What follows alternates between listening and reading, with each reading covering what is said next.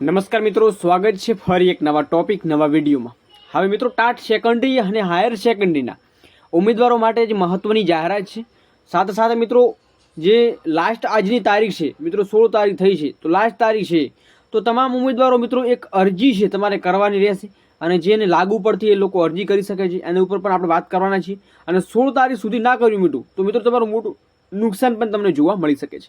તો એકવાર માહિતી જરૂરથી નિહાળજો। તમામ સેકન્ડરીના હોય હાયર સેકન્ડરીના હોય તો માહિતી જરૂરથી પૂરી નિહાળજો। શું માહિતી છે, શું અપડેટ છે, એના ઉપર માહિતી આપીએ થોડી મિત્રો। એના પહેલાં સવારમાં એક વિડીયો મૂક્યો હતો કે કાલે જે શિક્ષણ વિભાગે જાહેરાત કરી છે ભરતી, તો ભરતીમાં એલિજિબલ છો તો ચોક્કસ એ વિડીયો નિહાળી લેજો અને ક્યાં કેટલી જગ્યાઓ છે અને શું કરવાનું પ્રોસેસ એની આપણે પ્રોપરલી માહિતી આપેલી છે। તો જે લોકો એ ભરતીમાં જવા ઈચ્છે છે તો ખાસ વિડીયો નિહાળી લેજો। વિડીયો ડિસ્ક્રિપ્શન લિંક મળશે અને પાછળથી પછી કમેન્ટો કરશો તો એમાં પછી ખબર નહીં પડે। હવે વાત કરીએ મિત્રો માધ્યમિક શિક્ષક ભરતી માટેનું પ્રોવિઝનલ મેરિટ લિસ્ટ જાહેર થયું છે અને વાંધો હોય તો મિત્રો 16 જૂન એટલે કે આજે જે 15 તારીખ ગઈ છે અને પછી 16 જૂન આપણે આજનો દિવસ છે તો 16 જૂન સુધી રજૂઆત કરી શકાય છે મિત્રો। પાછળથી પછી રજૂઆત નહીં થાય।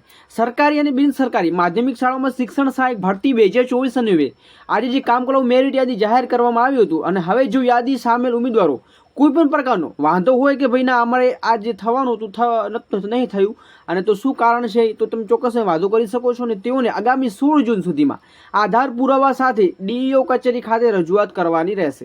સરકારી માધ્યમિક શાળાઓમાં બિન સરકારી અનુદાનિક માધ્યમિક શાળાઓમાં શિક્ષણ સહાયક ભરતી 2094 આજે જે કામ કરાઉ મેરિટ યાદી મિત્રો જોવા પ્રોવિઝનલ મેરિટ લિસ્ટ જાહેર કર્યું છે અને જે કરવામાં આવ્યું છે અંતર્ગત કોઈ પણ ઉમેદવારોને વાંધા અરજી હોય તો મિત્રો આગામી 16 જૂન રોજ સવારે 10 થી સાંજે 6 થી 10 એટલે મિત્રો કે આપણે આજનો દિવસ જ છે, આપણે સવારમાં વિડીયો મૂકી રહ્યા છે તો આજનો દિવસ જ છે અને ચોક્કસ તમારે જોઈ લેવાનું। કંઈ વાંધો કોઈ પ્રોબ્લેમ હોય તો ચોક્કસ જવાનું અને જિલ્લા ડોક્યુમેન્ટ વેરિફિકેશન કરાવેલ હોય તે જ જિલ્લાની જે શિક્ષણ અધિકારી કચેરી છે તે ખાતે જે જરૂરી આધાર પુરાવા સાથે લઈને જવાના કે ભાઈ મારે આ પ્રોબ્લેમ હતી ને આવી રીતે થયું છે શું કરવાનું છે।